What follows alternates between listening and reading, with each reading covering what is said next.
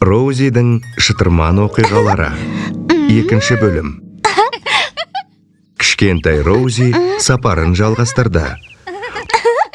Ол Рейлиге жарқырауға көмектескендіктен көңілі көтеріңкеді. Алда оны жаңа достар мен қызықты кездесулер күтуде.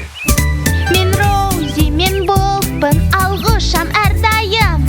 Күнмен де, желмен де, бақытқа самғаймын. Жеңілмін үлпілде, қайғыға салынбай. Достарға көмекке, мейіріммен ұшам жай. Өзгеге бақыт сыйлау қандай керемет. Қызық, бүгін кіммен танысады екен?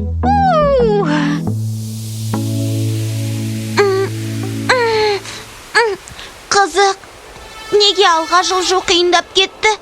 Өзімді әлсіреп қалғандай сезініп тұрмын. Мен шаршадым ғой деймін.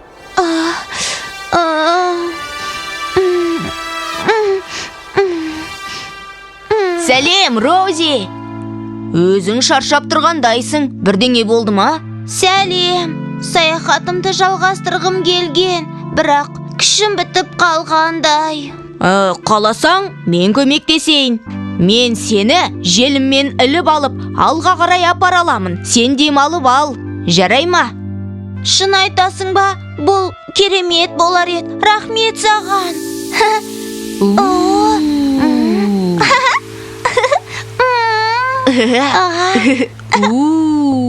Міне, нағыз ұшу деген осы екен. Вейли, көмегің болмағанда жолымды жалғастыра алмас едім.